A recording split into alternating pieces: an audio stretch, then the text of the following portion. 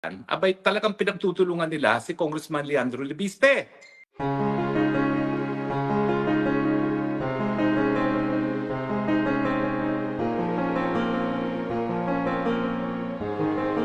Tila katapusan na nga ni President Bongbong Marcos matapos na mabalita na sakali daw mapatunayan na tama at tugma ang hawak na ebidensya ni Leandro Leviste patungkol sa anomalya sa flood control project. Maaari daw na masangkot si President BBM dahil kasama ito sa mga pangalang nakasulat sa ebidensya na mula mismo kay Cabral. Narito panoorin ang video. Maligayang bagong taon at mangyayari po yan kapag wala ng bangag na mumuno sa Republika ng Pilipinas at mapalitan na ng pinili nating Vice President na talaga namang ang katungkulan ay talagang gampanan ng papel ng Presidente kung hindi na kaya ng Presidente. At ngayon po, lumabas ang survey results ng Pulse Asia na nagpapakita na hindi na talaga kaya ni bangag na mamuno sa gobyerno dahil ang kanyang trust ratings ay nagpapakita na wala na siyang kredibilidad. Hindi na siya katanggap-tanggap sa taong bayan. Well, unahin po natin, no? Ano ba ang importansya ng Pulse Asia survey? Well, sa akin po, ang importante po sa Pulse Asia, sila po ang pinaka-reliable. Matagal na po ako na naniniwala sa survey dahil ako po ay nasa kolehiyo sa University of Michigan. Nag-aral po ako dun sa Institute for Social and Political Research, nag-aral at nagtrabaho bilang isang RA. Yung Institute for Social and Political Research, sila po ang nagpasimuno ng cross-sampling method para dito sa mga surveys na ito. So naniniwala po ako na scientific ang ginagawa ng Pulse Asia. Kilala ko po ang mga tao nasa likod ng Pulse Asia. Lahat po yan ay mga kasama ko sa UP. At bagamat ang SWS ay Pulse Asia rin, mas naniniwala po ako sa kredibilidad nila kasi yung mga resulta nila mas malapit sa aktual na naging resulta sa mga eleksyon kesa ikukumpira sa SWS. Pero ano po muna ang mga findings, no? At bakit ko sinasabi na wala ng kredibilidad itong si Bangag? Well, unang-una po ang kanyang trust rating po ay, approval rating muna ay 34%. At ang kanyang disapproval rating ay 48%. Ibig sabihin, ang kanyang approval rating ay nasa negative 14%. 18% lang po ang decided. Ibig sabihin, minorya na lang ang wala pang opinion kung nag-a-approve sila o nag-disapprove kay Bangag. Miski idagdag mo pa yung 18, halos talagang hindi na mahahabol. Now, ang trust rating naman niya ay 32% lamang, samantalang 47% ang hindi nagtitiwala sa kanya. Ibig sabihin, yan po ay negative 15. Mantakin nyo, ang approval rating, negative 14. Ang trust rating ay negative 15. Ngayon, tignan naman po natin kung ano ang trust rating at approval rating ni Inday Sara Duterte. Si Inday Sara Duterte po nangangalampag pa rin at siya pa rin po ang pinaka-approve at pinagkakatiwalaan na leader sa buong bansa. Ang kanyang approval rating po ay positive 56. Ang kanyang disapproval rating ay 24. So siya po ay nasa positive territory. Positive, ano ba ito? 56 less 24. Positive 32%. Okay? At ang kanyang trust rating ay 54%. Mantakin nyo yan. Napakataas po ng trust rating ni Inday Sara Duterte. So again po, uulitin ko, 34% ang approval rating ni Marcos as against 56% ang approval ni Inday Sara Duterte. Ang trust ay 32% si Bangag at si Inday Sara ay 54%. Now, kinakailangan po maintindihan natin itong survey na ito. Well, unang-una po, no, talaga naman pong pareho sila nagsimula na napakataas ng approval at trust rating nung sila nahalal noong 2022. Pareho po silang nasa 80%. Pero ang makikita nyo po sa resulta ngayon, unang-una, talagang hiwalay na po talaga ang tinatahak na daan ng dalawang presidente at vice president. Naghiwalay na sila ng landas. At ang nangyari po ngayon, kakaunti na lang talaga ang nagtitiwala at nag-a-approve kay Marcos, samantalang si BP Sara, bagamat bumagsak din ang kanyang rating o bumaba rin rating niya from 80, nananatili pa rin po above 50. Ibig sabihin, meron pa rin siyang majority approval, meron pa rin siyang majority trust, no, na nawala na kay Marcos kasi nasa less than 50% na nga siya at nasa negative territory na siya. Now, itong rating po ni Marcos since 22 ay nag-stabilize na po na napakababa. Wala na pong pag-asang mag-recover. Kaya nga po kahit anong gawin niya, mukhang hindi na niya makukuha ang approval at trust rating ng taong bayan, no?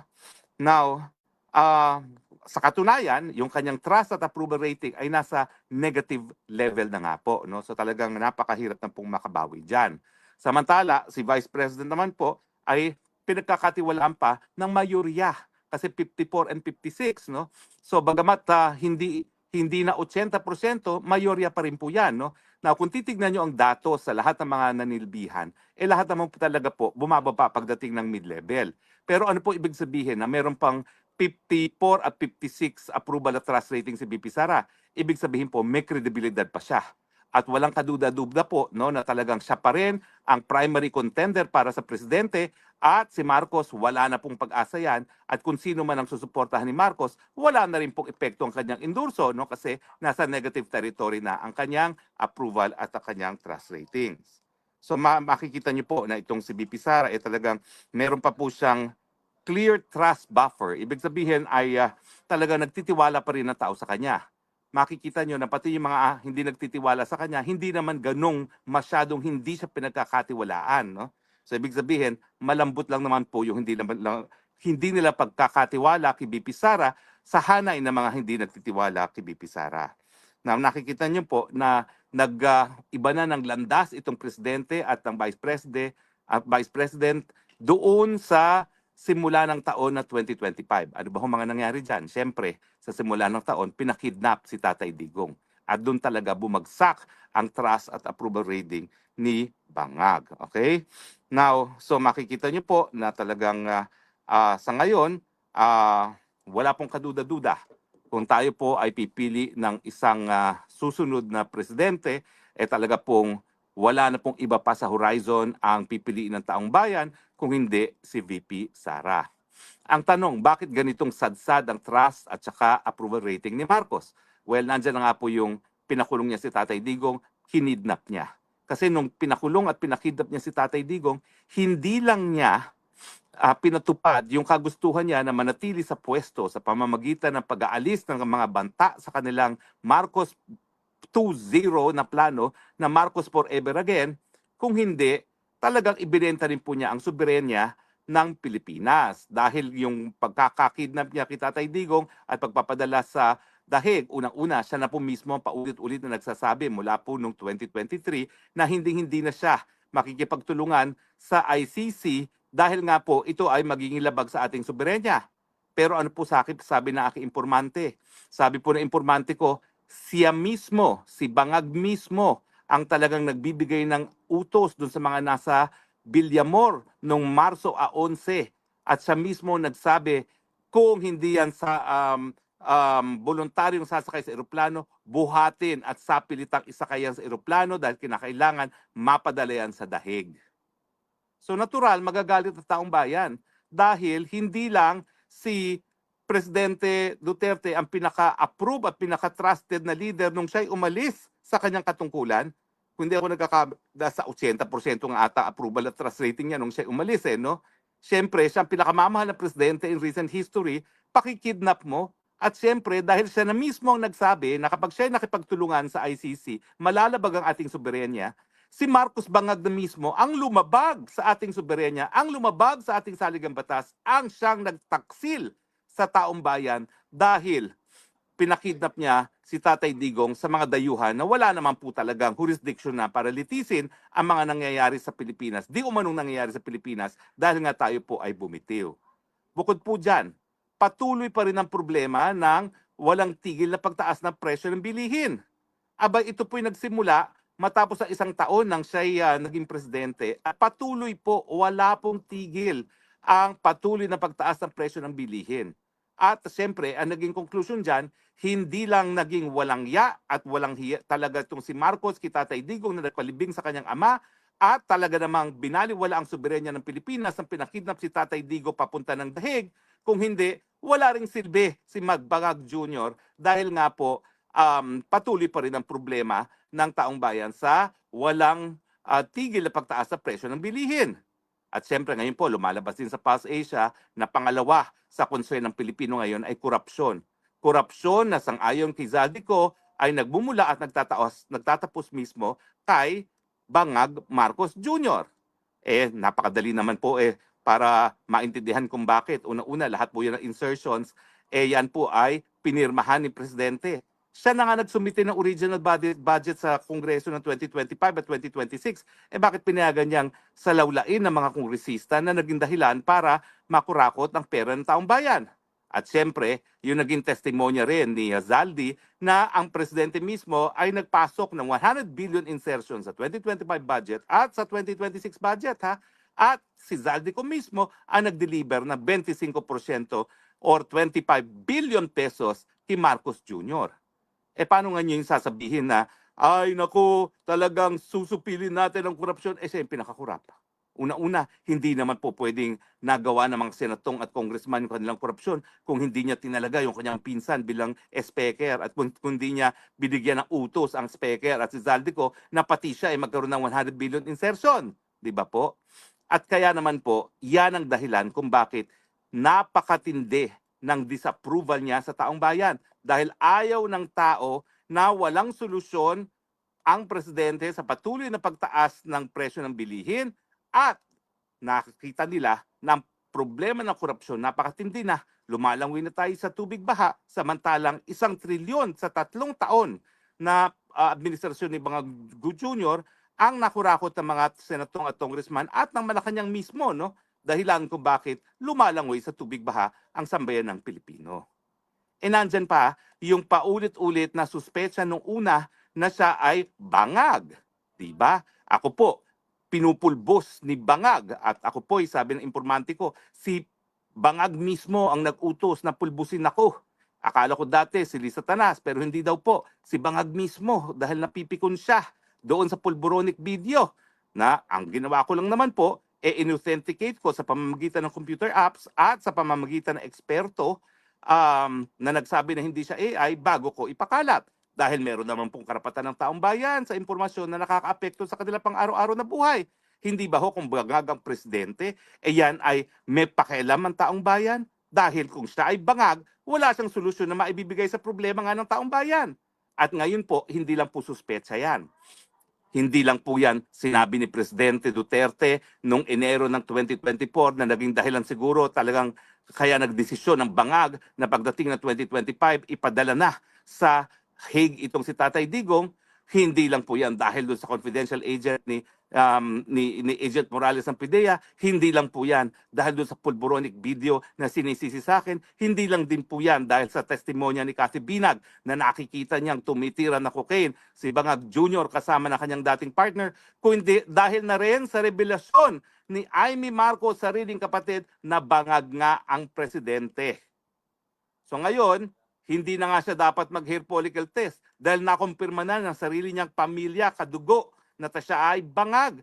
Paano naman pagkakatiwalaan? Paano naman pagbibigyan approval ang bangag na presidente ng taong bayan?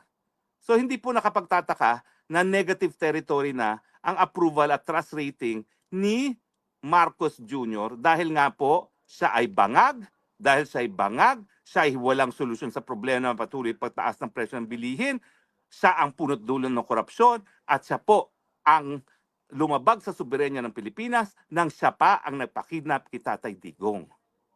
By way of hindsight siguro, nagkamali sila nung pinakidnap nila si Tatay Digong.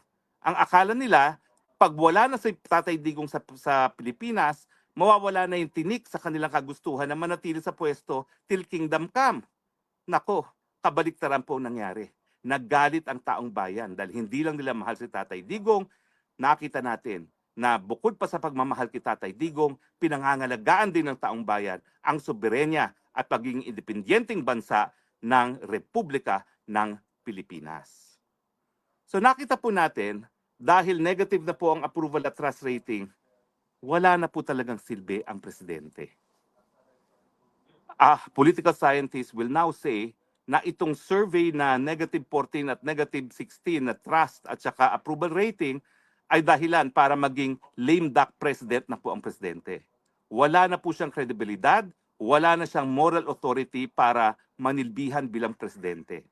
Ang pinakamaganda niyang gawin ay talagang tanggapin ang payo ng kanyang nakakatandang kapatid na si Senator Amy Marcos, magpahinga na, magretiro, magpagaling, alagaan ang sarili, alagaan ang kanilang matanda ng ina, at ibigay na ang pagiging Pangulo kay VP Sara Duterte. Hindi ever ko po sinasabi na perpekto si Sara Duterte.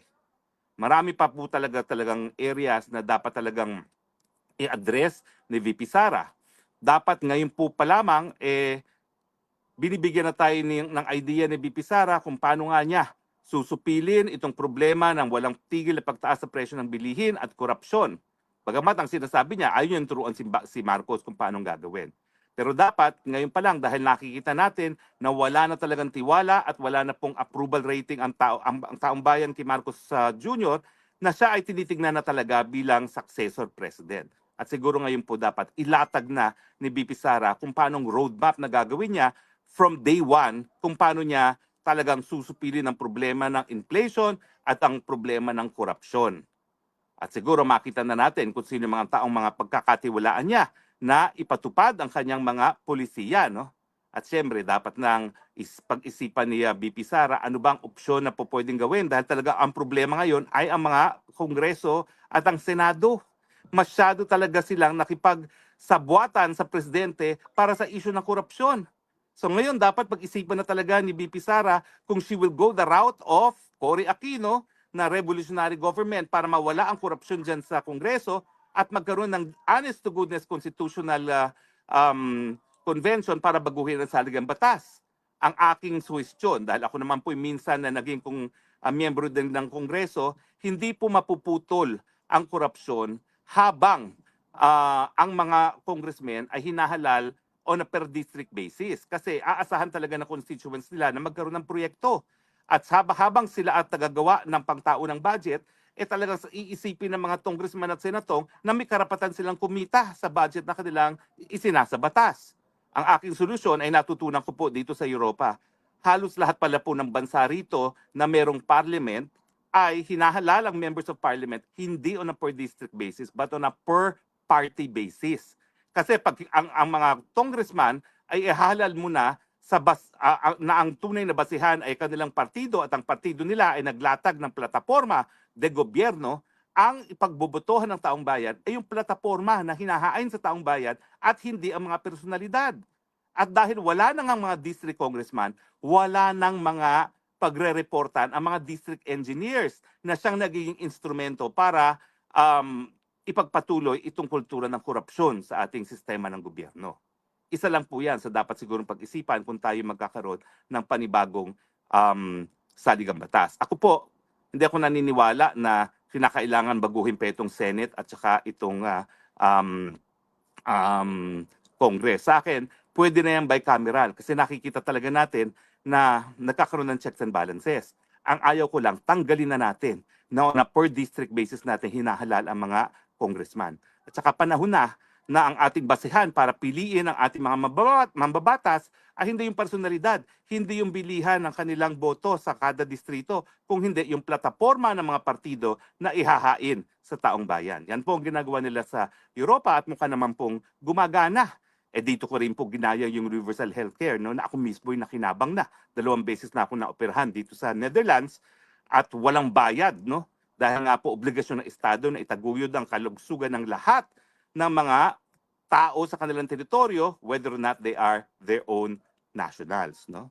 So anyway, so yan po ang mga findings. Wala na talagang kredibilidad, wala nang moral authority para ipagpatuloy ni Marcos Jr. ang kanyang pagiging presidente. Dapat ibigay na ang presidente, ang presidency kay Inday Sara Duterte at panahon naman para kay Inday Sara Duterte na ilatag kung anong gagawin niyang plano, kung anong mga plano niya para sugpuin ang problema ng walang tigil na pagtaas sa presyo ng bilihin at korupsyon sa ating sambayanan. Well, alam niyo po, ayaw ko sanang magkaroon ng heavy discussion ngayong Happy New Year. Pero dahil simula po ng taon, siguro dapat magsimula tayo sa pag-iisip. Ano bang dapat baguhin natin para nga magkaroon naman tayo ng manigong bagong taos? Ang unang-unang dapat baguhin, tanggalin po ang bangag na walang kakayahan para mamuno bilang isang presidente, ipalit si Inday Sara Duterte.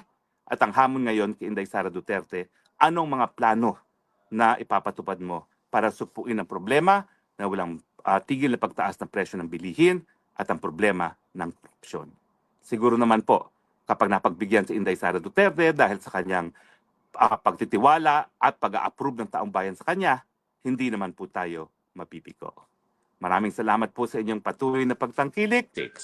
Well, ngayong araw nito, ang pinag-uusapan, abay talagang pinagtutulungan nila si Congressman Leandro Leviste.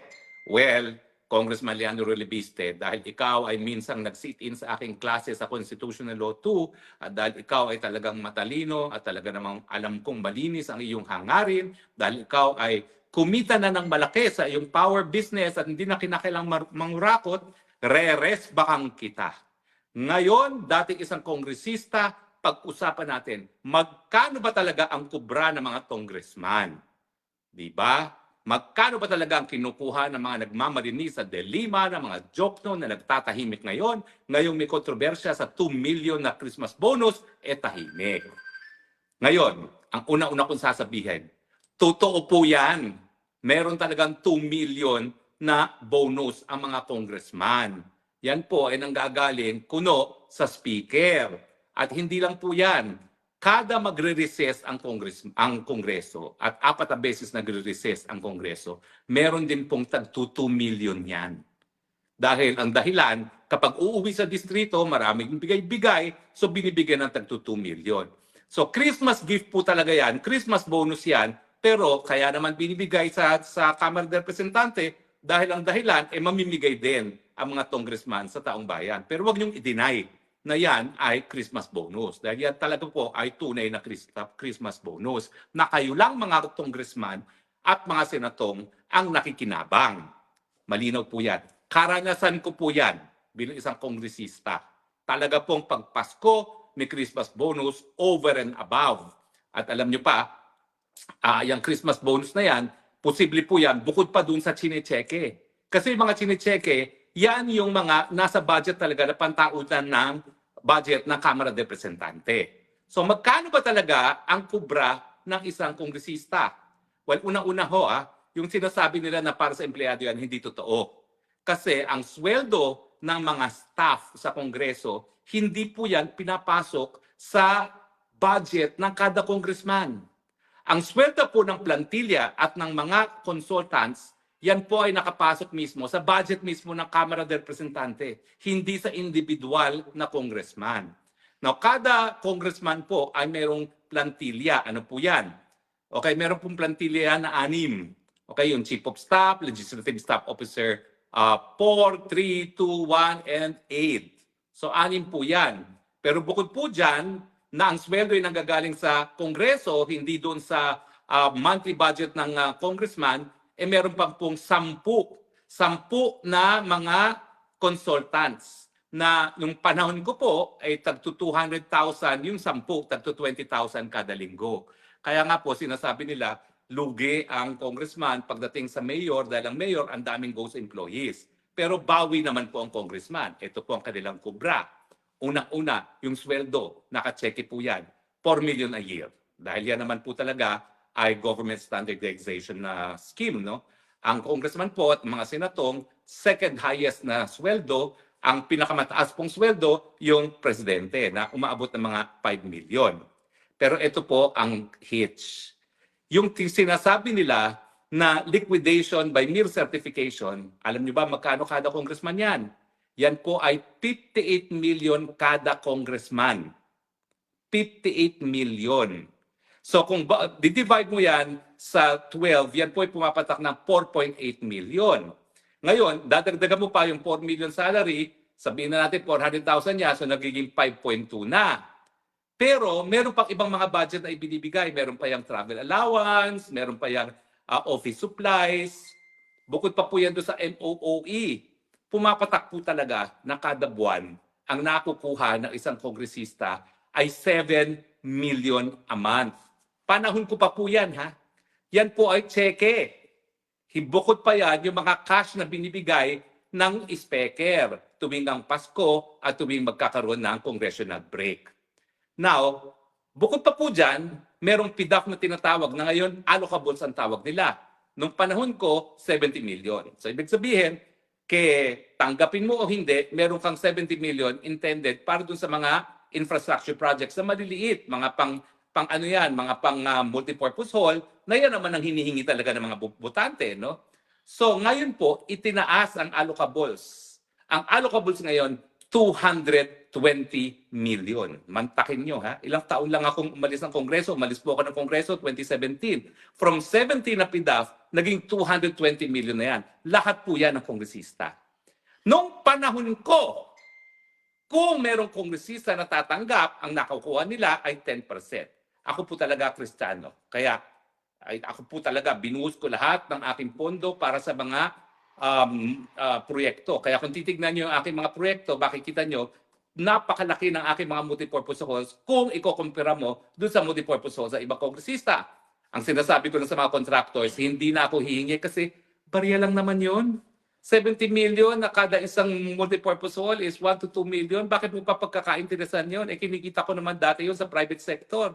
Kaya hindi ko na pinapansin yan. Gaya ni Congressman Leviste na kumita na po yan.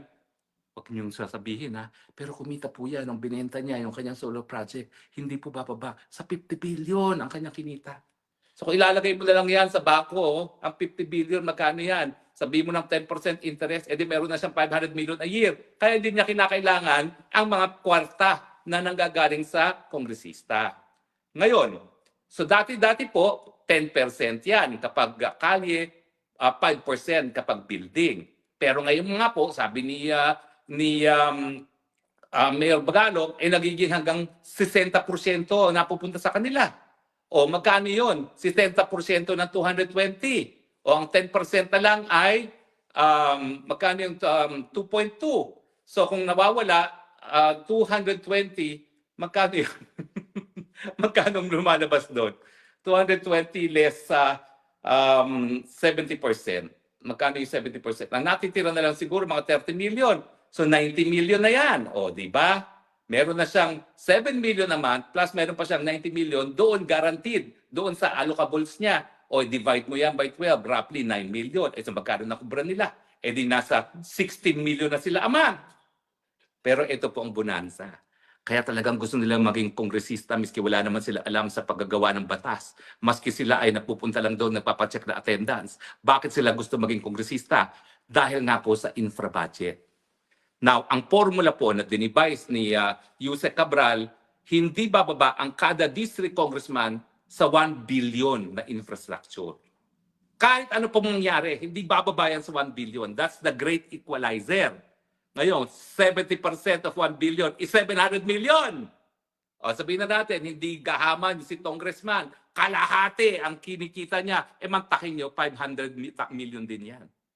So kung sa tingin nyo, konti lang ang kubran mga congressman, nako, lahat po yung mga yan, kapag yan nag-9 terms, bilyonaryo po sila. Kaya nga napakamahal na po ngayon tumakbo para congressman. Gagastos sila hanggang 400 million para manalo sa kongresista kasi nga naman, kung makakakuha ka ng 1 billion worth of project, sabihin na natin malinis sila. Sabihin na natin na ililimit nila to 20% ang kita nila. O magkano 20% ng 1 billion? O, di ba? That's 200 million. Yung 15 million amount pa nila.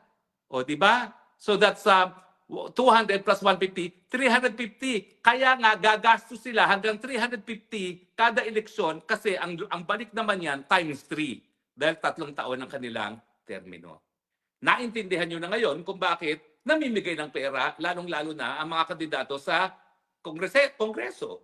Dahil nakatago ang kanilang kubra dun sa infra. At pati yung mga chinichikehan ng gobyerno, abay pipirma lang sila. I certify that the public funds amounting to how much? 58 million minimum in MOOE was spent for a public purpose. Pero yung 58 million, kulang pa po yun dahil meron pang supplies, meron pang travel allowance. Pumapatak po yan siguro mga 70 million. Pirma lang. I certify that it was spent for a public purpose. Alam niyo, nung bago ako sa Congress, maraming nawawalan ng trabaho dyan sa Kongreso kasi may natatalong kongresista, may nagsi-three termers. So lahat po yan, habang nagkakaroon ng briefing, kasi may briefing na ginawa si Professor Claire dun sa Kongreso, no?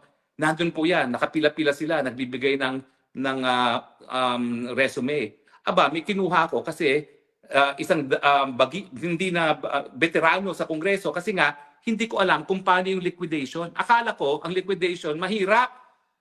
Abay, biro mo, kumuha ko na isang tao na old-timer dahil ang akala ko kinakailangan ko isang veterano para mag-liquidate. Yung pala, pipirmahan lang. I hereby certify that the amount of 70 million was spent for a public purpose. Yun lang.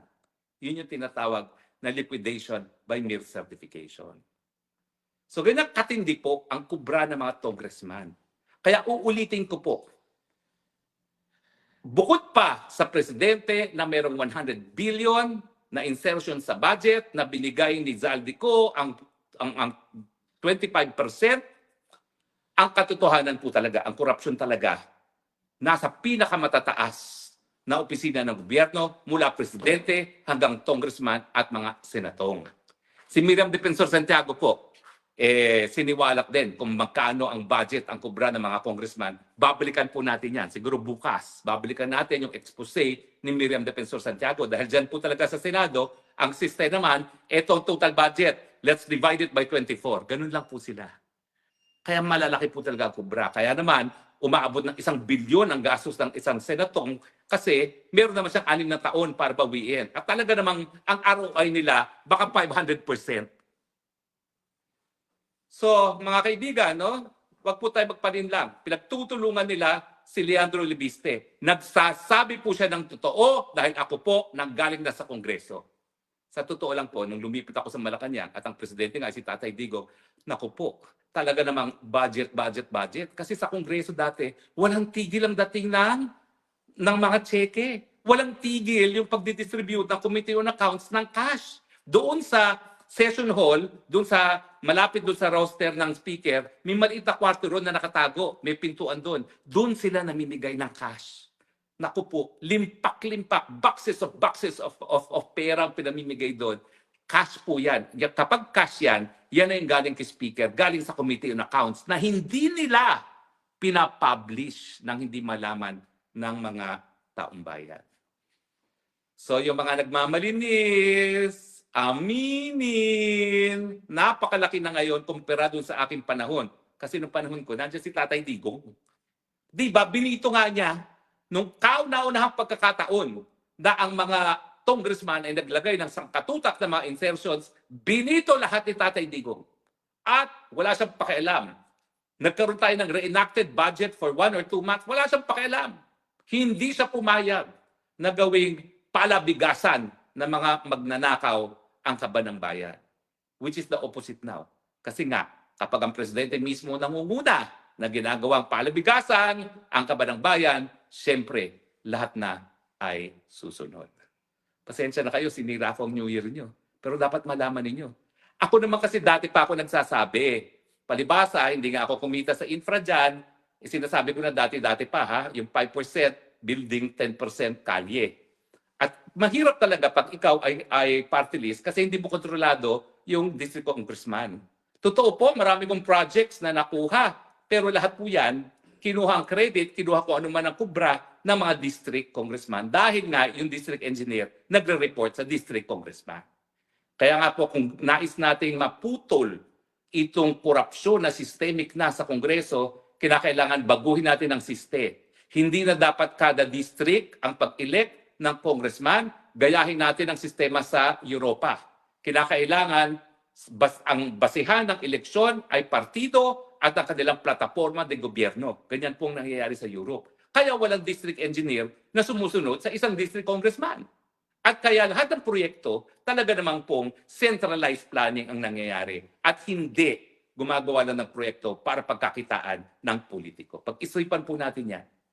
Gawin natin ang ating mga congressmen at ang senatong para sila ay maging tunay na congressmen at senators, ihalal natin sa kanila sa pamamagitan ng kanilang partido at hindi lang sa pamamagitan ng partido, hindi dahil sa kanilang mga personalidad, kundi dahil sa kanilang plataforma de gobyerno.